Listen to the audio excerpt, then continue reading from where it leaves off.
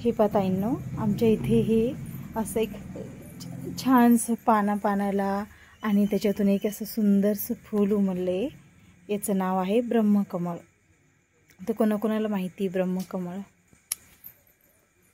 आणि या फुलाला खूपच शुभ फूल मानले जाते. हे ब्रह्मकमळ असं म्हणतात याला. हे रात्रीच उगवते, हे काही दिवस उगवत नाही. तर पहा इथे हे रात्र झालेली आहे आणि आम्ही सर्वांनी इथे पूजा वगैरे करून घेतली. पूजा आटोपल्यानंतर जे त्याच्या घरी गेले, कारण रात्र खूप झाली होती ना. आणि नंतर मग आम्ही पण